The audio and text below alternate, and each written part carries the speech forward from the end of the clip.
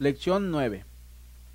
En nuestra novena sesión, quiero efectuar una transición de esas doctrinas bajo Padre Eterno y Dios el Hijo. Quiero moverme hacia Dios el Espíritu Santo. El credo del apóstol dice que creemos en el Espíritu Santo. Entonces, en esta sesión, quiero hablar de la persona y trabajo del Espíritu Santo. Otra vez, simplemente para revisar con usted, como vemos en la lista, el diagrama de las doctrinas cristianas diferentes, hemos terminado todo bajo el Padre Eterno, bajo Dios el Hijo, y ahora voy a hablar del Espíritu Santo, la persona y el trabajo del Espíritu Santo.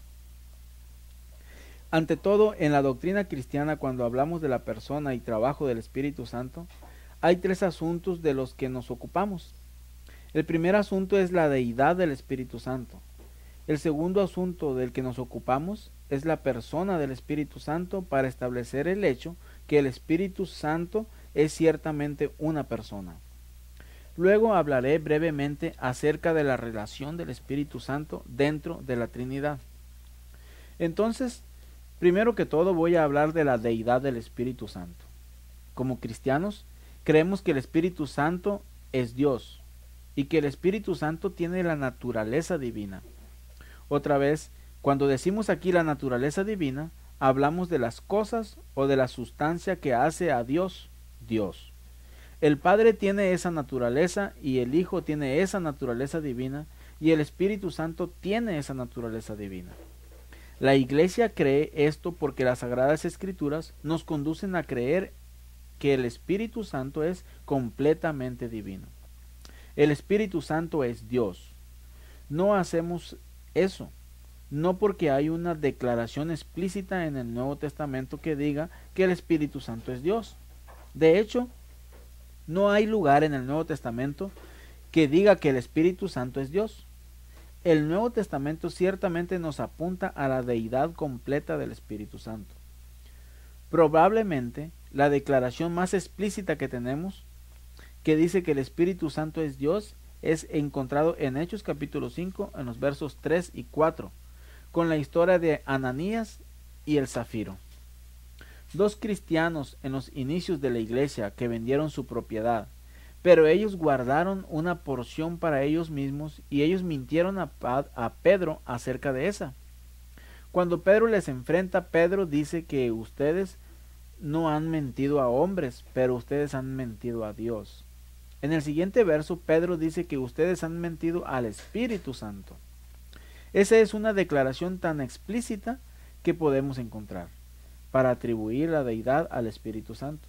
Ciertamente, hay muchos pasajes de las Sagradas Escrituras que nos enseñan sobre la deidad del Espíritu Santo. El Nuevo Testamento describe al Espíritu Santo como teniendo atributos que sólo forman parte de la naturaleza divina. Ciertamente, hay pasajes como la fórmula bautismal en Mateo 28:19, que vinculan al Espíritu Santo, al Padre y al Hijo en una relación de igualdad.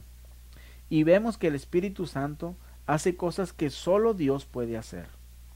Y entonces probablemente, más famosamente, usted sabe que allí está la enseñanza en Mateo 12, en la blasfemia hacia el Espíritu Santo, que cualquier pecado puede ser perdonado en una persona, pero una persona que blasfema en contra del Espíritu Santo nunca puede ser perdonado. Así que, en esta clase de enseñanza del Nuevo Testamento, la Iglesia ha afirmado y reconocido la deidad completa del Espíritu Santo. El Espíritu no es simplemente una criatura, pero el Espíritu Santo es de hecho una persona divina con el Padre y el Hijo. También vemos que el Espíritu Santo no es simplemente una fuerza, no simplemente un poder, no simplemente un atributo, pero de hecho el Espíritu Santo es una persona. Vemos que por la forma en que las Sagradas Escrituras hablan del Espíritu Santo, ante todo la Sagrada Escritura reconoce que el Espíritu Santo es quien le habla a la humanidad. De hecho, Jesús en el capítulo 14 hasta 16 de Juan se refiere al Espíritu Santo como a un consejero, como a alguien que caminará al lado de nosotros y nos dará a nosotros consejo. Él será alguien que nos dirigirá, Él será alguien que nos guiará. También vemos a través de la Sagrada Escritura que el Espíritu Santo habla, que el Espíritu Santo dirige, vemos que el Espíritu Santo guía, vemos que el Espíritu Santo puede apenarse, vemos que el Espíritu Santo puede ser blasfemado. Como el Nuevo Testamento habla del Espíritu Santo, el Espíritu Santo es ciertamente dado a nosotros en la Sagrada Escritura, en las formas y términos personales que sólo puede ser comprendidos como una persona. Entonces la deidad en la persona, y así lo siguiente es la relación dentro de la Trinidad. Hablamos acerca de esto en el debate de la doctrina de la Trinidad. La única cosa que distingue al Padre, al Hijo y al Espíritu Santo al uno del otro es su relación del uno con respecto al otro. Vemos que el Padre es ingénito y vemos que el Padre eternamente engendra al Hijo, y nosotros también vemos a través del lenguaje de la Sagrada Escritura que el Espíritu Santo eternamente procede del Padre. Él es eternamente respirado por el Padre. Ahora, ¿qué significa este lenguaje? Bien, realmente no sabemos, aparte de simplemente reconocer que nos ayuda a ver una distinción en las personas entre Padre, Hijo y Espíritu Santo. Como hablamos de la relación del Espíritu Santo con el Padre y el Hijo, lo que la Sagrada Escritura nos da es que el Espíritu Santo tiene su fuente en el Padre, que el Padre respira el Espíritu Santo, Él procede del Padre. También vemos que Él es enviado por el Hijo para ser nuestro consejero. También vemos que, como descrito en la Sagrada Escritura, el Espíritu Santo glorifica al Padre y glorifica al Hijo. Ese es el lenguaje bíblico que ha sido dado a nosotros para describir la relación del Espíritu Santo con el Padre y con el Hijo. Así es que reconocemos que el Espíritu Santo es Dios, y como resultado de eso todos los atributos de Dios que discutimos bajo la naturaleza y los atributos de Dios le pertenecen al Espíritu Santo. El Espíritu Santo es omnipotente, que el Espíritu Santo es omnisciente, el Espíritu Santo es infinito en naturaleza. Todos esos atributos de Dios le pertenecen al Espíritu Santo también. Y nosotros vemos que Él guarda relación con el Padre y el Hijo le envía a Él y el Padre le respira eternamente. Que el Espíritu en la dominio de Dios y el trabajo de Dios en el orden creado glorifique al Padre y al Hijo. Quiero tomar algunos momentos y hablar de errores, pecados y herejías con atención al Espíritu Santo.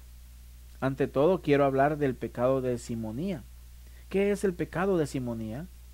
El pecado de simonía es usar el don, talento y la unción y el poder del Espíritu Santo para el propio fin personal de uno, para la propia ganancia personal de uno. Es, como dije, usar los dones del Espíritu Santo, la unción del Espíritu Santo, el poder del Espíritu Santo para la propia ganancia personal de uno. Ciertamente vemos esto en la Sagrada Escritura, que hay tiempos y lugares donde las personas usaban los dones y gracias del Espíritu Santo para el propio fin personal de cada uno, y este es designado el pecado de simonía. Solo un punto rápido aquí. Esta es la relación por la cual en la iglesia, solamente porque alguien tiene un don del Espíritu Santo, no quiere decir necesariamente que debe usarlo. Una persona necesita ser entrenada en el uso de ese don espiritual. Debe haber alguna madurez que está involucrada en ese don, y esa persona no puede ser pecaminosa o irresponsable con ese don y su uso. Todo esto para decir que el pecado de simonía reconoce que los dones y las gracias del Espíritu Santo pueden ser usados en formas desastrosas. Los regalos del Espíritu Santo pueden ser usados en las formas irresponsables. Así es que solamente porque una persona tiene un regalo del Espíritu Santo, necesariamente no quiere decir que inmediatamente debiesen usarlo. Si lo están usando para su ganancia personal, no debería ser admitido para ser usado dentro de la iglesia. Si no hay alguna madurez involucrada o algún entrenamiento complejo, no debería ser usado en la iglesia, porque puede hacer más daño que bien. El pecado de simonía nos ayuda a entender esto. Siguiente es la herejía o el error de nominalismo. El nominalismo, que ya discutimos bajo la doctrina de la Trinidad, es no ver al Espíritu Santo como una persona, sino ver el Espíritu Santo como un atributo de Dios o ver el Espíritu Santo como el poder de Dios. Pero creemos que el Espíritu Santo es una persona divina. Siguiente, ya hemos hablado de esto bajo la doctrina de la Trinidad, modalismo, que dice que el Padre, el Hijo y el Espíritu Santo no son tres personas bien definidas, pero ellas son la misma persona. Son una persona que se manifiesta como Padre, como Hijo y como Espíritu Santo. Próximo, estas son las mismas herejías, el tropici y herejía del macedónico. Esta es la herejía ariana aplicada al Espíritu Santo. Ustedes pueden recordar que la herejía ariana enseña que Jesucristo no es eternamente el Hijo de Dios, pero Cristo es la primera parte, la primera criatura que Dios crea cuando Él decide crear, y como tal, Él tiene un lugar exaltado dentro del orden creado. La herejía del macedónico y tropici cree que la segunda cosa que Dios crea, la cosa que Él crea inmediatamente después de la creación de Jesucristo, es el Espíritu Santo. Así que el Espíritu Santo es una criatura, porque Él es la segunda cosa que Dios crea. Él tiene al lado de Jesucristo, al lado del Hijo, el próximo estatus más exaltado en el orden creado. El error del macedónico y tropici es que creen que el Espíritu Santo no es Dios, sino que el Espíritu Santo es una criatura exaltada. Siguiente es la herejía del montanista. Realmente no es una herejía, pero es un pecado del montanista.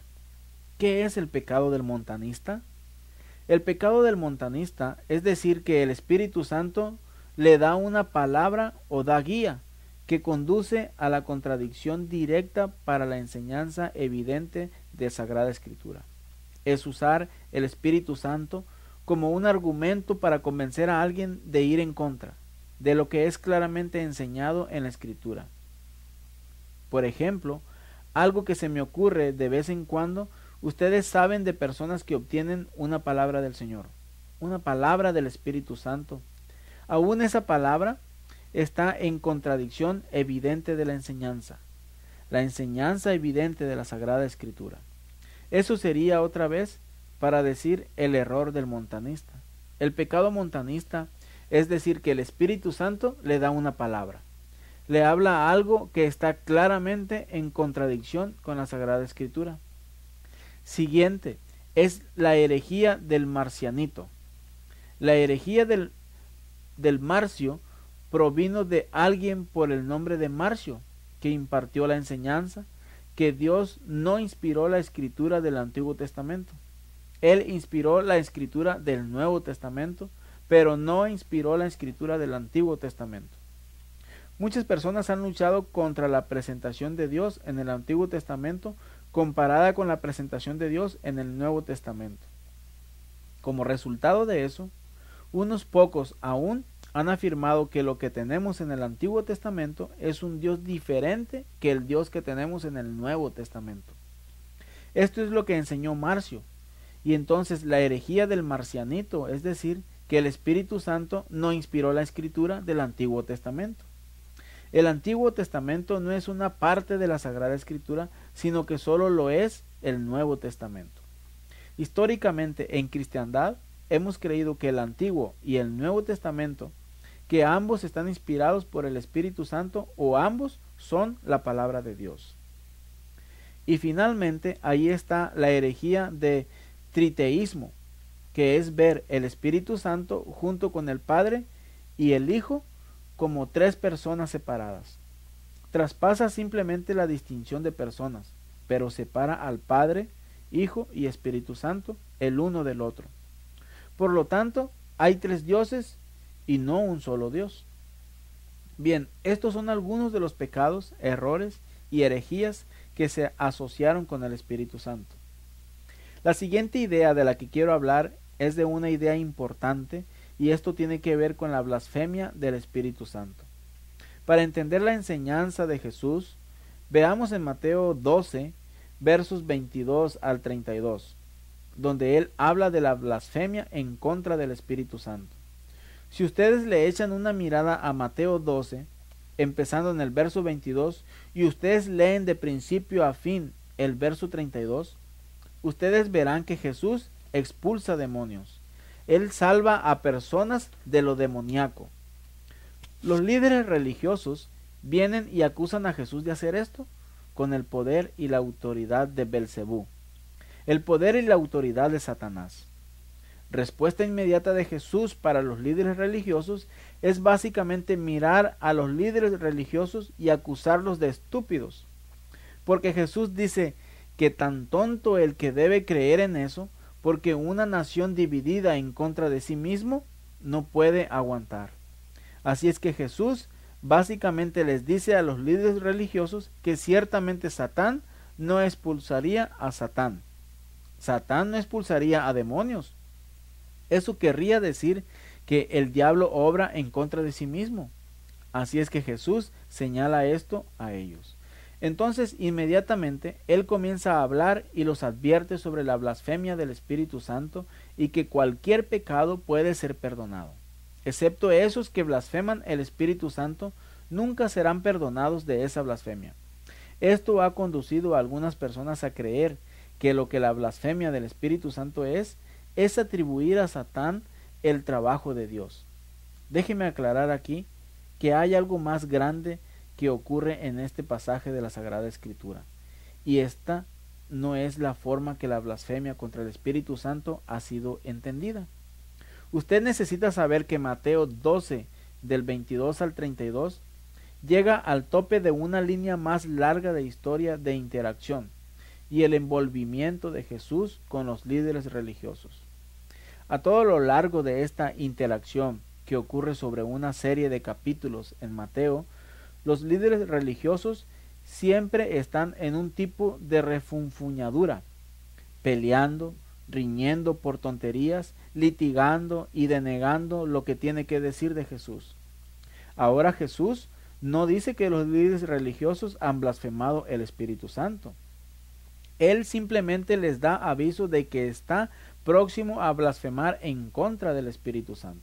Él les advierte en contra de eso. Entonces, ¿a qué se está Jesús refiriendo? En esta constante actitud, es esta constante negación del funcionamiento y el cortejo y el llamado del Espíritu Santo. Y entonces, ¿qué es la blasfemia del Espíritu Santo? ¿Cómo hablamos de él teológicamente? La blasfemia del Espíritu Santo es continuar denegando el cortejo y la atracción del Espíritu Santo al arrepentimiento y a la fe en Cristo. La blasfemia del Espíritu Santo es uno de estos asuntos por los cuales las personas se preocupan. Déjeme ser claro, si alguien se preocupa y está perturbando de que han blasfemado al Espíritu Santo, ese es un signo seguro que no han blasfemado al Espíritu Santo. Alguien que ha blasfemado al Espíritu Santo no tiene cuidado o preocupación en absoluto por las cosas de Dios. Es alguien que está continuamente en no solo un rechazo de una o dos veces, es el largo proceso de negación continua del llamado y atracción del Espíritu Santo, hasta un punto donde ya la persona se vuelve tan endurecido para el llamado y queda neutral al Espíritu Santo que ya no son capaces de responder al llamado ni a la atracción del Espíritu Santo, o el Espíritu Santo simplemente deja de hacer el llamado y deja de atraer a esa persona al arrepentimiento y la fe. Quise tomar algunos momentos para hablar de blasfemia del Espíritu Santo. Quise mirar a Mateo capítulo 12, 22 al 32, no solo mirándolo bíblicamente, sino que también mirándole teológicamente.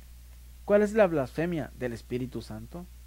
Otra vez, la blasfemia del Espíritu Santo es el rechazo continuo del llamado y atracción del Espíritu Santo hacia donde una persona viene, donde ya su corazón se ha puesto tan endurecido que ya no capaces de cooperar con el llamado y atracción del Espíritu Santo, o para recibir el llamado del Espíritu Santo.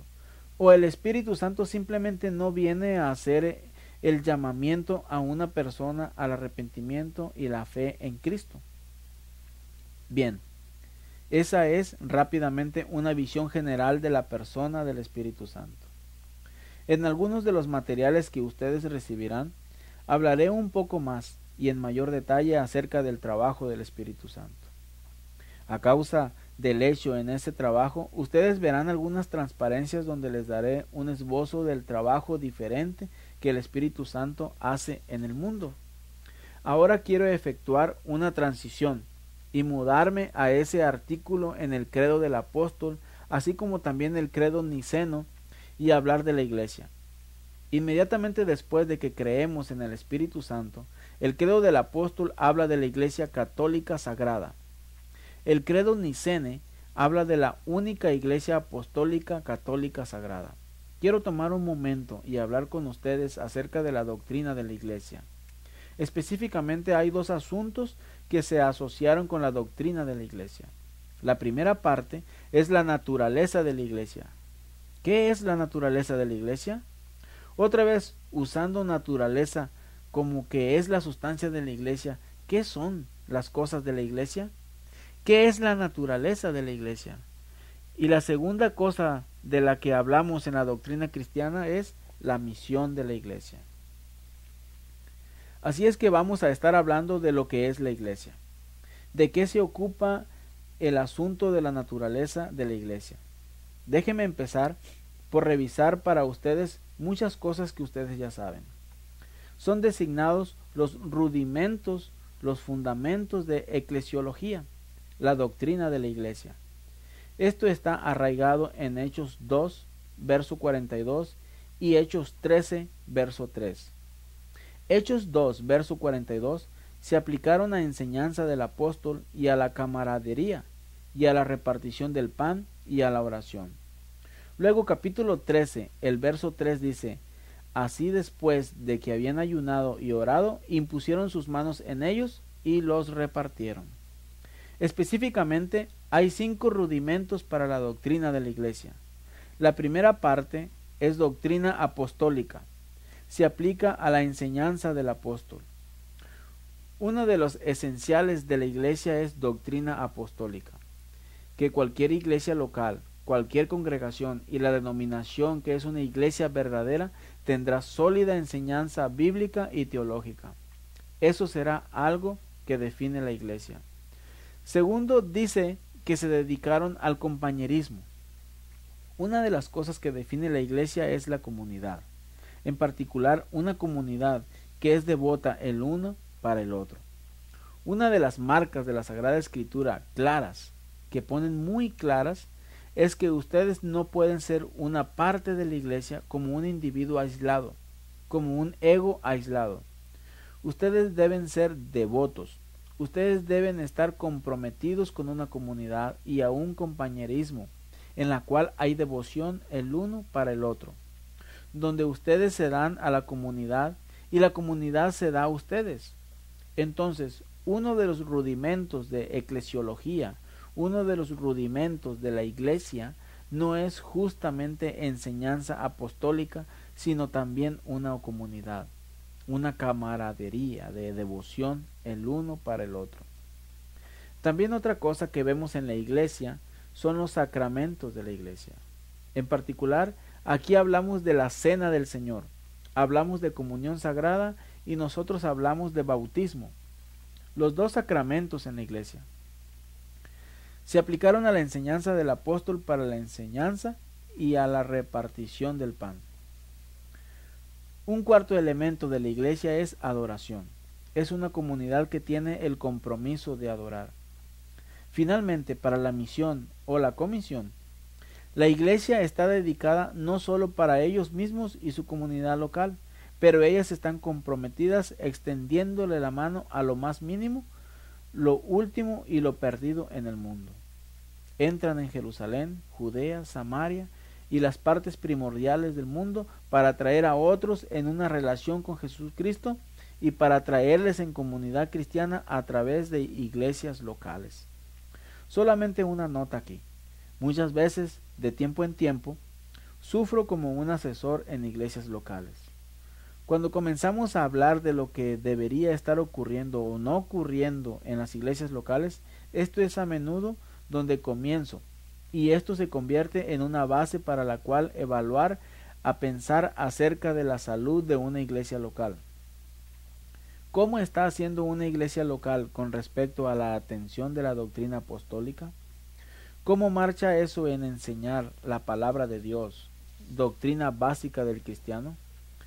¿Cómo está la iglesia local haciendo con respecto a la comunidad, con relación a crear y construir compromisos el uno para el otro, y responsabilidad mutual, y soporte y respeto? ¿Cómo está haciendo la comunidad con atención al bautismo y la celebración de la Cena del Señor? ¿Cómo está la comunidad haciendo en el culto? Y finalmente, ¿cómo está esa iglesia local haciendo con atención a la misión o comisión? Déjeme tomar un momento y darle una definición básica de la iglesia. ¿Qué es la iglesia? Esta es una definición básica y ha sido extraída de un número de artículos diferentes de religión, confesiones de fe de denominaciones diferentes, incluyendo el artículo encontrado en la disciplina de la iglesia wesleyana en la iglesia. ¿Qué es la iglesia? La iglesia es el cuerpo de Cristo, la comunidad mística de seguidores de Jesucristo, concretamente expresado en la relación para iglesias locales, para cuales Él, salvadora, sustentadora y santificadora gracia de Dios, es hecha disponible al mundo y es identificada por la predicación de la palabra pura de Dios, el manejo adecuado de los sacramentos y la comunidad correctamente ordenada. Primero déjeme tomar un momento y hablar sobre esta definición básica de la iglesia. La iglesia es el cuerpo de Cristo, la comunidad mística de los seguidores de Jesucristo, concretamente expresado en la relación con iglesias locales. Hice referencia a esto más temprano y quiero decir esto tan claramente como puedo. Ustedes no pueden ser una parte de la iglesia de Jesucristo sin ser parte de una congregación local concreta. Si reconocemos que allí está la iglesia universal, que son todos los creyentes dispersados por todo el mundo, también reconocemos no solo la iglesia universal, pero nosotros reconocemos la iglesia local igualmente. Déjeme decir esto bíblicamente y teológicamente. Cuando la Biblia habla de la iglesia, que habla acerca de congregaciones locales concretas, y ser una parte de la iglesia universal, quiere decir que ustedes son parte de una congregación local. Así es que cuando la Biblia habla de la iglesia, tiene en mente a las congregaciones locales concretas. Al ser parte de una iglesia y del cuerpo de Cristo, es ser un seguidor de Jesucristo y estar en camaradería, estando en relación con una congregación local. Entonces, esa es la primera cosa que quiero decir con atención a esto. Ahora voy a demorarme en ocuparme del punto B y del punto C, y hablo de eso en nuestra siguiente sesión. Antes de que acabemos, oremos. Espíritu Santo, usted ha estado enviado por Jesucristo para dirigir y guiarnos en toda verdad. Reconocemos que Jesucristo murió para establecer la iglesia, y nosotros reconocemos la iglesia es la prometida de Cristo. Oramos de la forma más profunda y mayor que usted nos dé un amor que sea similar al amor que Jesús tiene por la iglesia. Construya dentro de nosotros un amor mayor y más profundo por la iglesia y un aprecio de la iglesia. Oramos ahora que usted bendiga las palabras que han sido habladas, que usted bendijese nuestro pensamiento y que usted continuase conformándonos a la imagen y semejanza de Cristo.